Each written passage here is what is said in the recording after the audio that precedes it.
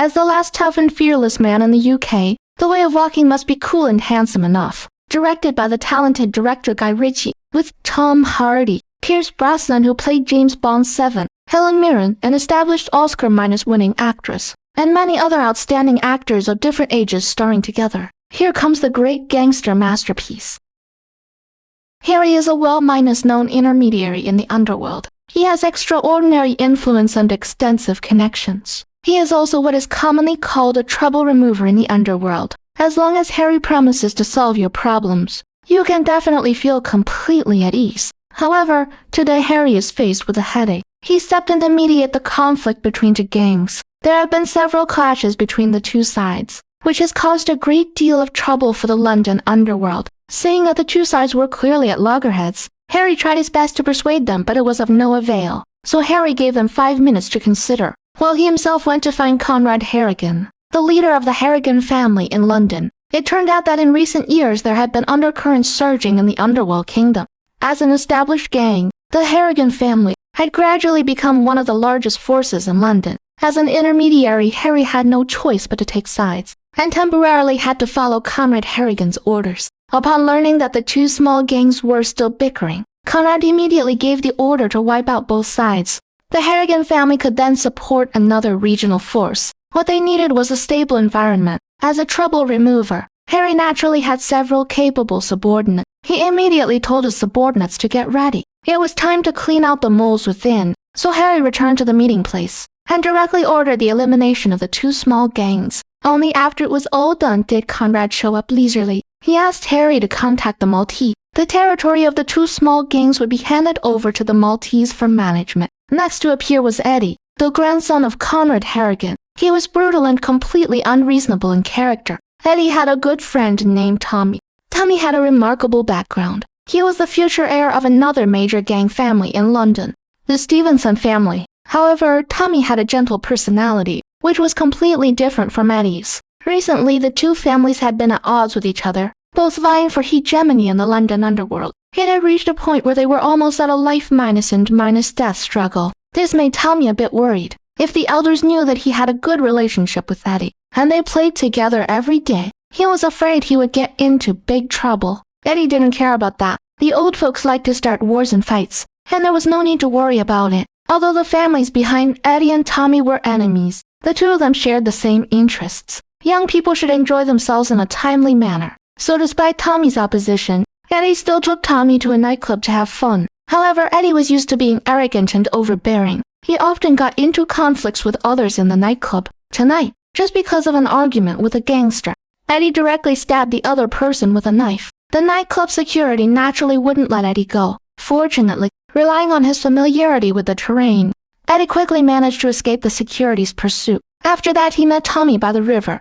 Tommy angrily rebuked Eddie for being too impulsive, not considering the consequences at all. But Eddie thought Tommy was too weak. He didn't look like the heir of a gangster family at all. Then he threw the murder weapon into the Thames River, telling Tommy to rest assured he would handle all the troubles. Early the next morning, Conrad Harrigan had no idea about the trouble his grandson Eddie had caused. He didn't discipline Eddie much on weekdays. Eddie was raised by his parents. At this time, the lawyer of the Harrigan family appeared. He was also Conrad's childhood friend, and their relationship was as close as brothers. Conrad's wife, Maeve, the real mastermind and decision-maker of the family, showed up. The following conversation was quite intriguing. Could have sworn you were dead. The sentence contained hidden mysteries that would be revealed at the end. The lawyer came here for an important matter. Harry had contacted the Maltese successfully. They not only took over the territory of the two emanated small gangs smoothly, but also for the drugs like heroin sold in that area. They would give the Harrigan family a 20% higher commission than before. This put Conrad Harrigan in a good mood. The following conversation was the most crucial part. Recently, a new type of fentanyl had been launched on the market and quickly occupied the London market. This business was monopolized by the rival family, that is, the Stevenson family. This naturally made Conrad jealous. The two families were like fire and water. Harry and the Harrigan family had decided to get involved in the new fentanyl business. It was time to have a showdown with the Stevenson family. When Harry had nothing to do on weekdays, he and his subordinates also ran a business of modifying cars. But it wasn't a legitimate business. They specialized in acquiring luxury and stolen cars. modifying them and selling them at high prices. At this time, Kevin, the eldest son of the Harrigan family, called. With just one phone call, he summoned Harry to his home. Eddie had stabbed someone again last night. This gave Kevin and his wife a major headache. If the old man Conrad knew about it, I'm afraid Eddie would get a good beating, so they asked Harry to settle the matter. After Harry learned all the details, he just replied inferently. Harry took away the clothes and shoes that Eddie had worn last night. The first thing, of course, was to destroy the evidence. So his first stop was the bar where the incident had occurred last night. The bar wasn't open yet. Harry took out a police officer's ID and managed to enter the bar and find the owner.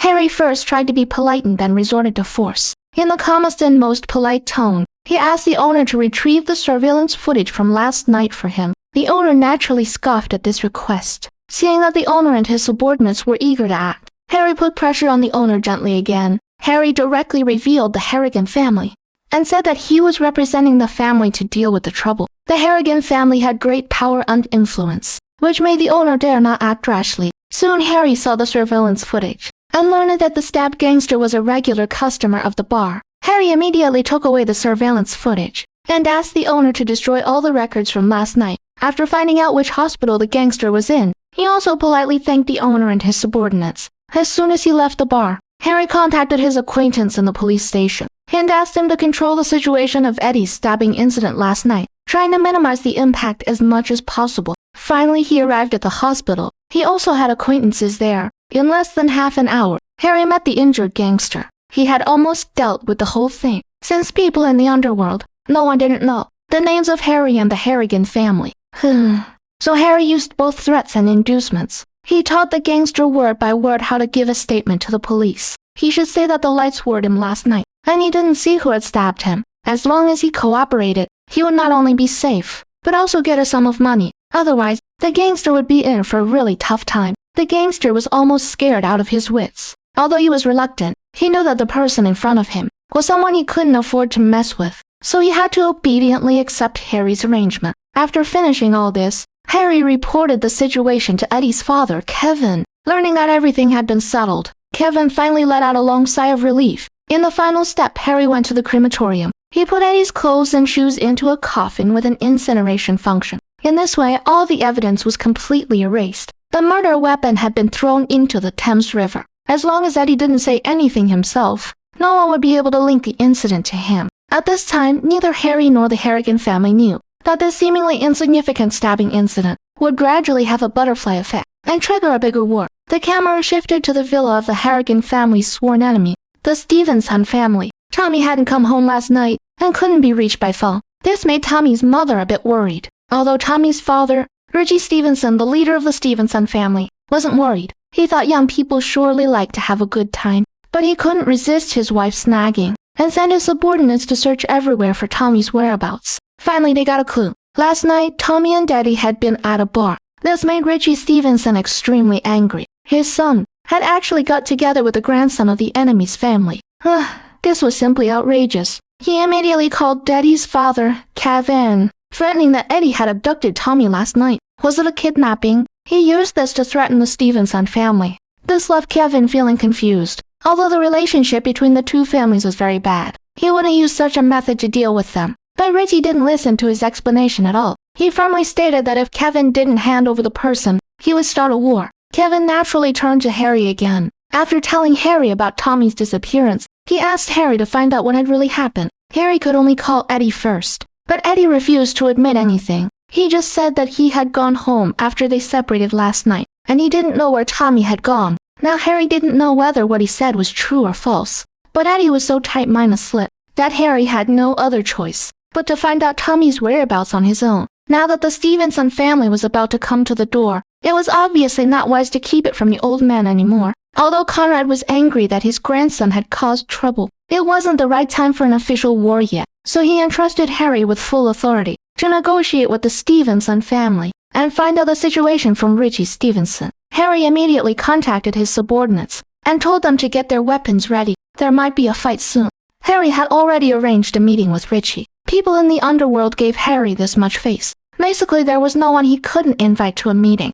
Harry instructed his subordinates to lie in ambush at the meeting place in advance and follow his signal. After a while, Richie showed up with his subordinates. This abandoned bar seemed insignificant, but it was actually the London version of the Peace Hotel. The owner was a very prestigious figure in the underworld. He provided this place for various forces to negotiate. Before entering, both sides had to pay a deposit of £50,000 each. After the matter was settled, the deposit would be returned after deducting the handling fee, and it was strictly prohibited to fight in the bar. No matter who violated the rules, the owner would use his connections to make that person completely unable to survive in London. So meeting here was the safest place in the London underworld. Harry and Richie Stevenson had known each other for years. Richie didn't understand why Harry, who had been an intermediary for years, had now chosen to side with the Harrigan family. Harry was naturally forced to do so. Now the underworld forces were intricately intertwined, and he could no longer maintain his original neutral stance. Now no one knew where Tommy was. It was definitely not wise to directly blame the Harrigan family. Harry asked Richie to give him some time to find out the truth before deciding whether to start a war. Richie gave Harry this face and said that he could hold his horses, but if there was no news by 12 o'clock tomorrow noon, he would start a war with the Harrigan family no matter what. After the meeting, Harry left the bar first, and directly called Conrad Harrigan to report the situation. If Tommy was really gone, then the two families would definitely start a war. Harry's subordinates were already in ambush. As long as Conrad gave the order, they could directly kill Richie Stevenson as soon as he came out. The decision was in Conrad's hands. This put Conrad in a dilemma. Although a war between the two families was inevitable, they weren't ready yet. If they rashly killed Richie, they didn't know what the consequences would be. At this time, Richie had walked out of the bar and was no longer under the protection of the bar owner. Harry said that they could act at any time. This was a golden opportunity that couldn't be missed. In at most 1 minute, Richie would get in the car and leave. Conrad's wife, Miss, walked in. This made Conrad feel relieved. Generally, for major family decisions, the real decision minus maker was Miss. Now they had to make a quick decision, whether to order Harry to take action. Stop. Since the boss had given the order, Harry naturally wouldn't take any further action. He immediately told his subordinates to stop. It wasn't a good time to start a war yet. Conrad asked Miss for her opinion. They did have the strength to start a real war, but it was obvious that Miss was more far-sighted. Miss analyzed the reasons in detail. Now they didn't know exactly what their grandson Eddie had done. Was Tommy's disappearance related to Eddie? Tonight was a gathering of the Harrigan family. Conrad called all his sons and daughters to the scene, including Eddie's father, Kevin. Even the family lawyer was called. This made the children a bit nervous. Every time all the children were gathered together, it meant that something big was going to happen. Miss quietly called Conrad aside. She had received some information. The family lawyer had betrayed them, and had got involved with the partner of the Stevenson family, the Mexican fire gang. This came as a great shock to Conrad. The lawyer had grown up with him since childhood. Their fathers had been very close friends. This was no joke. Miss told Conrad to test him. So during the meeting, Conrad first talked about the revenue and other matters. The most important thing was that they were going to launch a new business, to snatch the new fentanyl business from the Stevenson family. Now this kind of fentanyl was jointly operated by the Stevenson family and the Mexican fire gang. Once they started a war, they would have to deal with two powerful enemies at the same time. Therefore, all the children were terrified when they heard this. They couldn't help but marvel at the old man's drive at such an old age. As Miav had expected, Conrad changed the subject and subtly implied that the lawyer had an unclear relationship with the fire gang. Sure enough, as soon as the lawyer heard the name of the fire gang, he immediately looked a bit strange. He stammered and didn't quite agree with Conrad getting into a feud with the fire gang. This made Conrad confirm that the lawyer had indeed betrayed him and had got involved with the fire gang and the Stevenson family behind the fire gang. This made Conrad angry and disappointed. This was his childhood friend whom he had grown up with, although the lawyer strongly denied it, and Conrad had no evidence for now. The lawyer's expression had already betrayed him. This made Conrad make up his mind. He directly pulled out a gun and shot the lawyer dead. Conrad then instructed his eldest son, Kevin, to find Harry and discuss something with him, but having killed his old friend with his own hands. No matter what the reason was, Conrad felt very sad. After Conrad killed the lawyer Archie, he called Harry over to deal with the aftermath. Harry was a bit stunned throughout the whole process. After hearing Kevin's recount of the situation at that time, he was even more bewildered. With just a few words, Miav made Conrad determined to kill his best friend. That night couldn't fall asleep. Liv comforted him. This is because Archie is still your old buddy in your eyes. But in my eyes, he is a traitor, a liar, a parasite, and a burden. I'm responsible for discovering the problem, and you're responsible for solving it. When Harry got home and was taking a shower, he thought of the past. He met Kevin in prison. It should be around this time that Harry gradually got closer to the Harrigan family.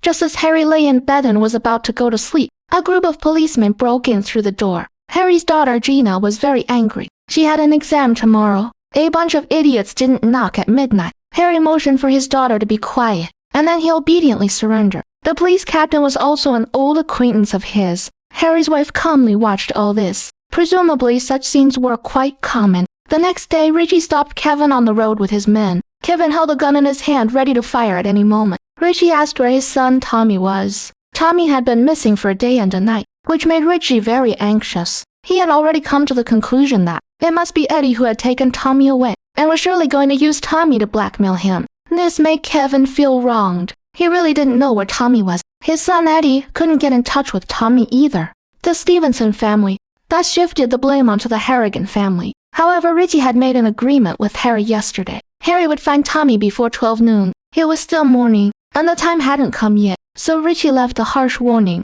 If I don't see Tommy at 12 o'clock, I will immediately start a war against the Harrigan family. Kevin also knew that Harry had been arrested. This would surely delay Harry from finding Tommy, so he immediately called his wife and asked her to send her son Eddie to his grandparents' place right away. Only these two old people had the ability to ensure Eddie's safety. However, at this moment, Harry was being questioned at the police station. It turned out that the police had received information that, at the family meeting of the Harrigan family last night, the leader Harrigan had shot the lawyer to death. This was a very serious murder charge. As a trouble remover, Harry naturally rushed to the scene at the first moment to deal with the aftermath for the Harrigan family. The information the police had made Harry secretly surprised. Although he pretended to be very calm, his heart was in turmoil. How did the police know about this matter? At that time, only the family members of the Harrigan family were present. At this time, Harry's lawyer rushed over. After dealing with each other for many years, everyone was too familiar with each other's personalities and procedures. As soon as the lawyer arrived, he left the detective speechless. The detective could only agree to let Harry leave the police station first. On the way back, Harry and the lawyer thought more and more that something was wrong with his being questioned by the police. The matter of Harrigan killing the lawyer was so secretive. How could the police have received the news at the first moment? Everyone at last night's family meeting was searched. Any communication devices couldn't be taken in, so now there could only be two explanations. First, someone in the Harrigan family had betrayed them and provided the police with the detailed process of what happened last night. Second, the lawyer of the Harrigan family was an informant of the police. Informants have a daily process of contacting the police. If they lose contact for a certain number of hours, the police will activate a contingency plan. It is reasonable to suspect that the informant has been killed. Among these two explanations, Harry was more inclined to believe that the lawyer of the Harrigan family was an informant. Otherwise, if the police were sure that a murder had occurred, they would have already rushed to the Harrigan's villa to investigate the scene and collect clues, instead of bringing him to the police station for questioning early in the morning. The police were also urgently discussing the plan. On the other hand, two of Harry's subordinates were escorting the grandson of the gang leader, Eddie. On the way, they accidentally found that a motorcycle and a BMW had already targeted them. Shaw wasn't afraid at all and stopped the car to check the situation. It was obvious that Eddie had become the target of the other side's kidnapping. These two bodyguards, a man and a woman, reacted very quickly. The female driver, Shaw, began to show off her driving skills and tried to get rid of the kidnappers' entanglement, so they started a high-speed car chase. On the suburban roads, Eddie was still arrogant, saying that he was the only grandson of the Harrigan family. The kidnappers were just scaring them. No one in London would dare to shoot at him. But as soon as he finished speaking, the motorcyclist had already aimed at them. Seeing the situation was so urgent, Shaw didn't care about the principle of keeping a low profile anymore. She steered the car close to the motorcyclist. The motorcyclist was shot in the head. The BMW crashed into its companion unexpectedly and had to stop the pursuit after stalling. Eddie finally managed to escape unharmed. He was brought before his grandparents by Shaw and Kiko. These two old people were the leaders of the most established gang family in London, the Harrigan family. This family was used to gunfights. Eddie was still excitedly describing his experience on the road. Grandpa Harrigan knew very well that this was another major gang family, the Stevenson family, declaring war on him. Shaw and Kiko were subordinates of Harrigan. Harrigan asked them to go back immediately and tell Harry to come to the villa to discuss countermeasures. The wife of Kevin, the eldest son of the Harrigan family, found her biological father Their relationship was very bad, but this time, Kevin's wife had something to discuss. Her father was a high-ranking government official, but he wasn't a person who was honest and self-disciplined. Kevin's wife asked her father for help to introduce the French to the government's network of contacts. She promised a large sum of money as a reward if the deal was done. Although the father had a bad relationship with his daughter, it would be stupid not to make money, so he agreed to his daughter's proposal. Harry and the lawyer came to Harrigan's villa and told Harrigan about the strange circumstances of the police arrest. They didn't suspect that someone had betrayed the family for the time being. Instead, they were inclined to believe that the lawyer killed by Harrigan was an informant of the police. But just in case, they were still going to check if there was anyone in the family who had betrayed them. However, there was an even more troublesome matter now.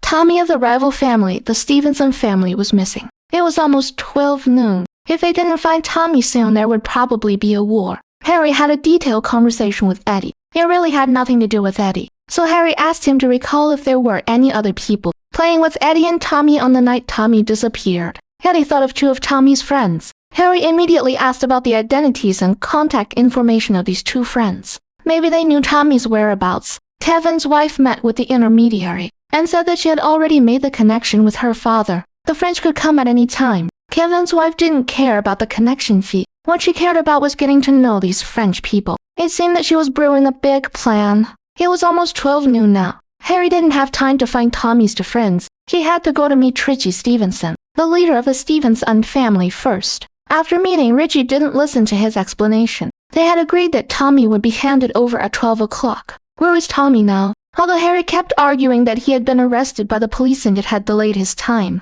and that the Harrigan family hadn't touched Tommy at all, Richie didn't care. For Harry's sake, he gave him another afternoon. If Tommy wasn't found and handed over, Richie would not only start a war against the Harrigan family, but also take action against Harry's family. At that time, don't blame him for being ruthless. The two families were already on the verge of war.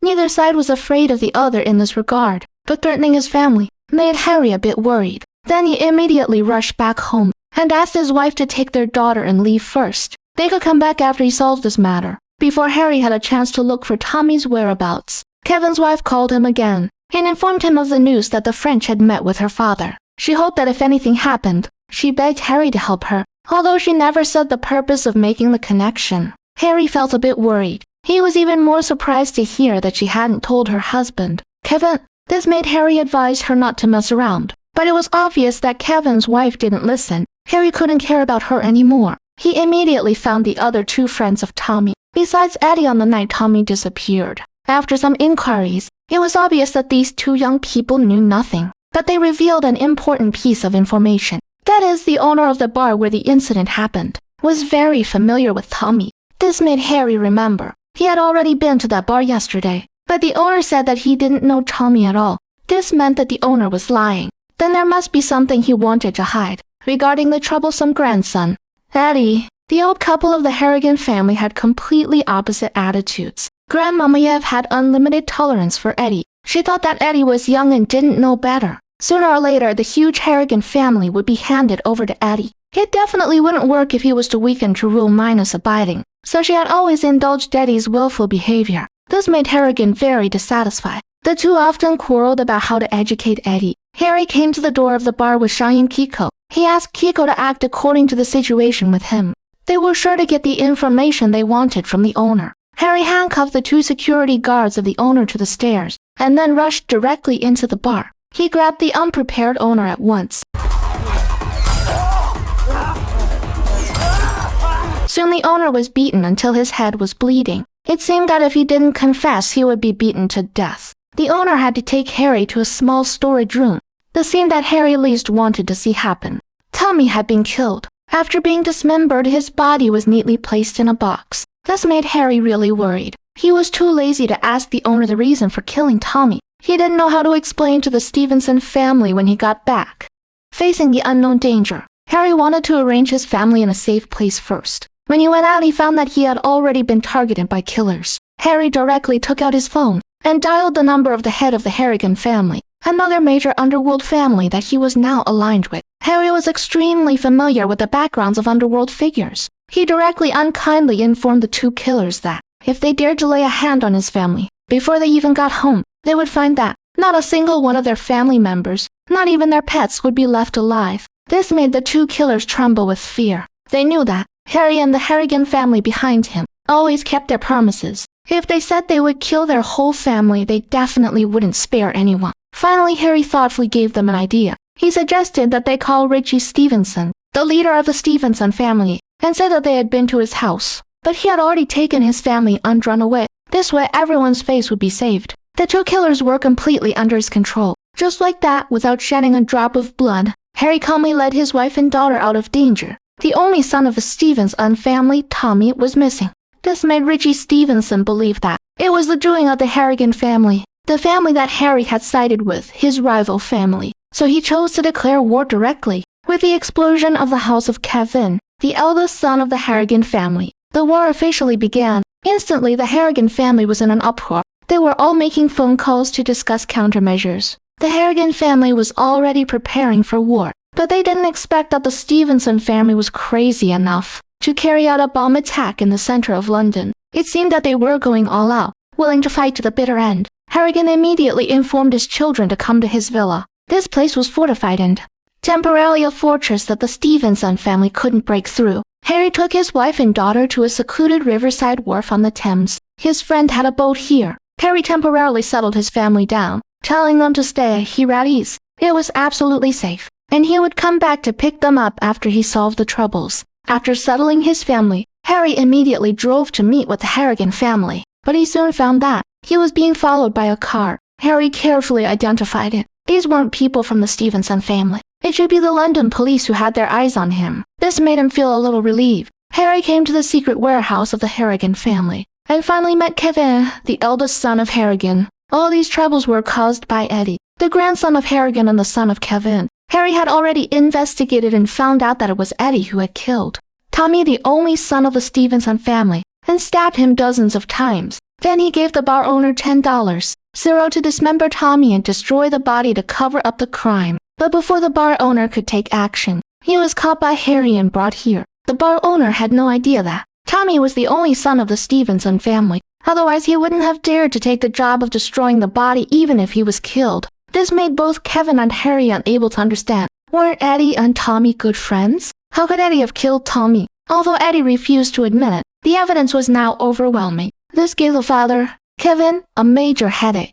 Eddie had no idea how much trouble he had caused for the family. As for why Eddie killed his friend Tommy, the reason wasn't important now. Harry and Kevin had to solve the current trouble first. How to end this war with the Stevenson family. Now the truth couldn't be hidden anymore. Kevin had to call his father Conrad Harrigan. Only then did Conrad and his wife Maeve learn the truth.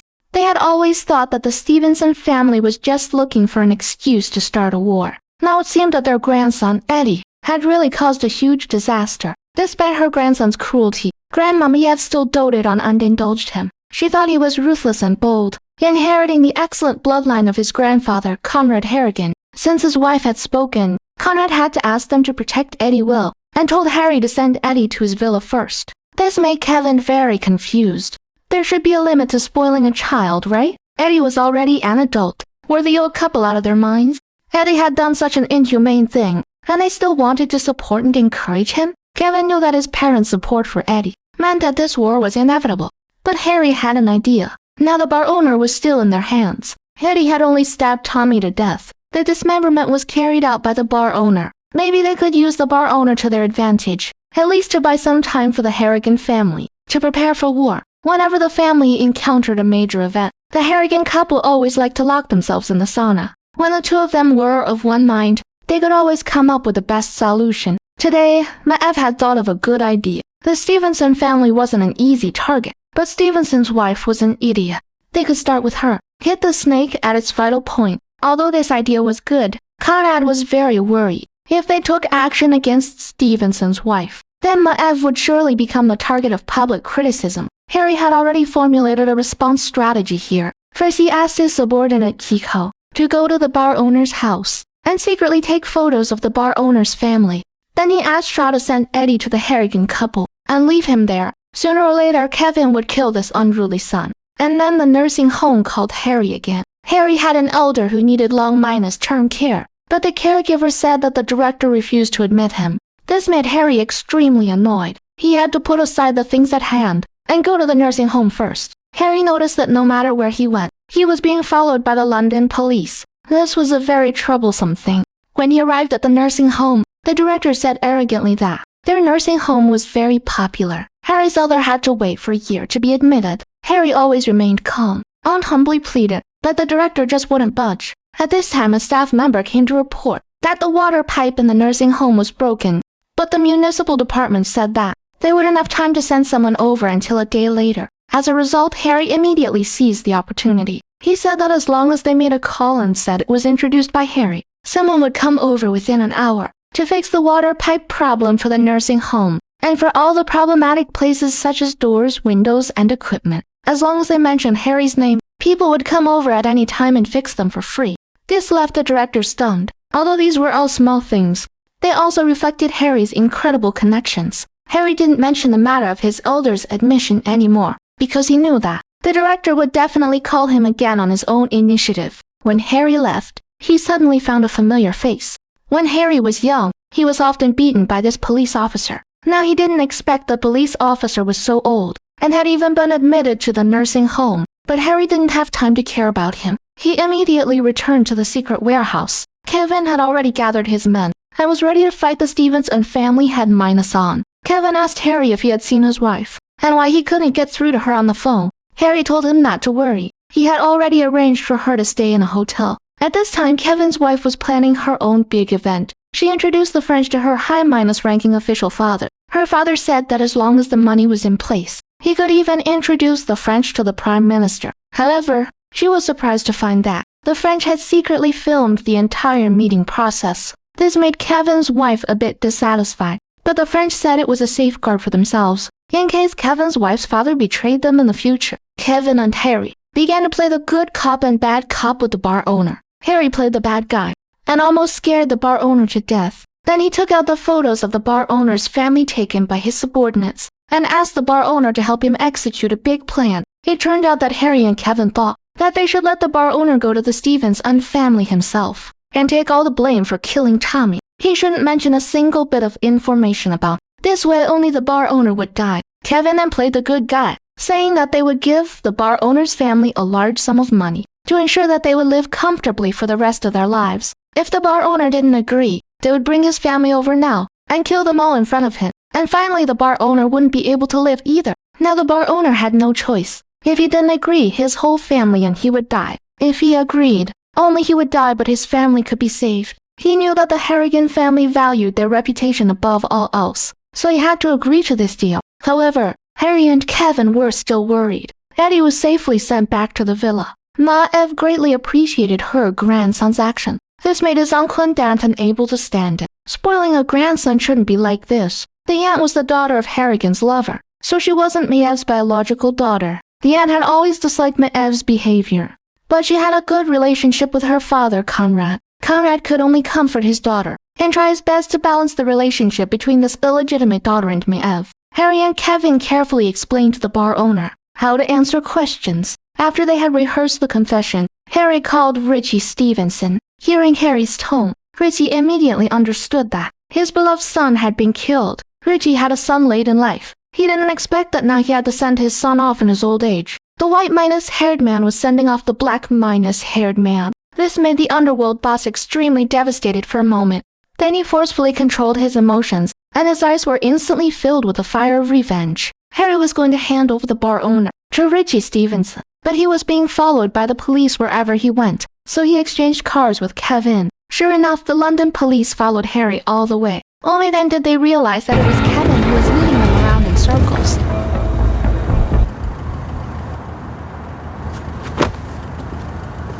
At this time, the detective received a call from a colleague. They had received information that the body of the lawyer Archie, who was killed by the Harrigan family, had been found. Harry handed over the bar owner to Richie, saying that Tommy had had a conflict with the bar owner, and the bar owner had accidentally killed him after he investigated and learned the truth. Tommy had already been dismembered by the bar owner. He didn't mention a word about Eddie stabbing Tommy to death. After listening to Harry's account, Richie directly shot and crippled the bar owner's legs. Then he asked Harry to leave first. He still had something to talk to the bar owner about alone. If what Harry said was true, he would apologize to the Harrigan family on Harry and compensate for the losses. But if there was a single false word, he wouldn't spare anyone, including Harry. Looking at the bar owner's extremely terrified eyes, this made Harry very worried. I'm afraid that under Richie's furious rage, no one could withstand it. After Harry came out, he expressed his concerns to Kevin. Tonight, Richie would go all out against the bar owner. The bar owner might not be able to withstand it. Harry asked Kevin to tell Harrigan about this matter. They must make preparations for war as soon as possible. They should have the plans ready just in case. Harry was called to the hotel by Kevin's wife again. She told him about the French secretly filming the meeting. Kevin's wife didn't know how to deal with it, but she still didn't tell Harry the real purpose of her introducing the French to meet her Highness ranking official father. Now the family was at war. The French people introduced by Kevin's wife seemed to be tough characters. This gave Harry a headache. Now he didn't have the time to deal with Kevin's wife's messy business. But from their conversation, it could be seen that their relationship wasn't as simple as that of ordinary friends. The detective rushed to a cemetery. The lawyer of the Harrigan family had gone missing, and his body hadn't been found. It turned out that he had been buried in the cemetery. The detective knew that this must have been dealt with by Harry to cover it up with the body. Now they had a reason to deal with the Harrigan family.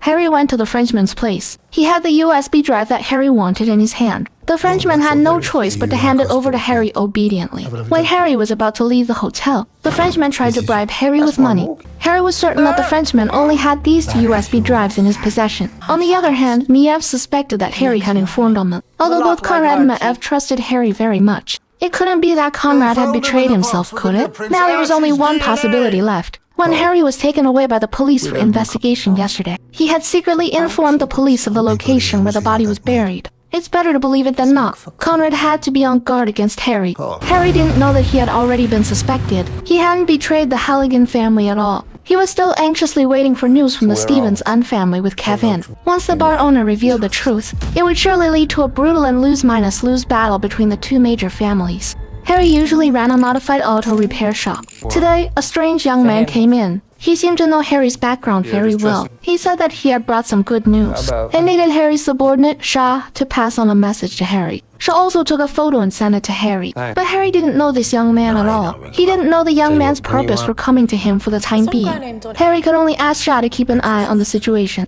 Harry's wife had had enough of this kind of life. She had been confiding in a psychologist for a long time. Harry was bored waiting for the Stevenson family. While chatting with Kevin, Harry learned an astonishing piece of news. Kevin didn't have a good relationship with his wife. It turned out that Kevin's wife had once been his father Conrad's lover. Finally, it was discovered by his mother. Miev, Conrad married his lover to Kevin. Since then, no one in the family ever mentioned this matter again. Harry was shocked when he heard this. This relationship was so chaotic and astonishing. It was estimated that his son, Eddie, might even be Conrad's child. Harry's wife had recently made a close friend. The two of them had become so close that they could talk about anything. The friend always tried to get some information about Harry from Harry's wife, either intentionally or unintentionally. At this moment, Conrad appeared. This surprised Harry's wife. Sensing that the atmosphere was not right, the friend left. Conrad said that Harry was just like his own son. Then, in a kind but firm tone, he informed Harry's wife that the friend was actually an undercover informant of the London police. She had been deliberately getting close to Harry's wife in order to collect evidence of Harry and the Halligan family's crimes. The location where the lawyer, ALZEI's body was buried was also learned from Harry's wife by this friend. Harry received a call from the head of the Stevenson family. He said that he had interrogated the bar owner and asked Harry to come and meet him alone at 8 o'clock in the evening. This made Harry a bit nervous. He immediately reported the situation to Conrad. Conrad didn't give any opinion, he just said that he knew about it. When Harry got home, his wife told him about Conrad's unexpected visit. Harry immediately understood that Conrad suspected him. Coming to the house was just to give him a warning. Never betray the Halligan family. Otherwise, neither he nor his family would end up well. In the evening, Harry went to the place where he had an appointment with Stevenson. He was very nervous inside. If the bar owner revealed the truth, then the fact that he had forced the bar owner to lie would naturally be exposed. Coming alone was definitely like going to his death. But it had come to this point. Harry could only brace himself and meet Richie Stevenson. Fortunately, the bar owner didn't tell the truth. He said that since Harry was a fixer and had always been good at taking care of things for others, then this bar owner would be handed over to Harry to deal with. Harry stabbed the bar owner to death with a wooden stick. Richie was secretly a bit shocked by Harry's cruelty. As soon as Harry came out, he called Kevin. Richie believed the story they had made up. Eddie was safe for the time being. The family war should be able to be postponed.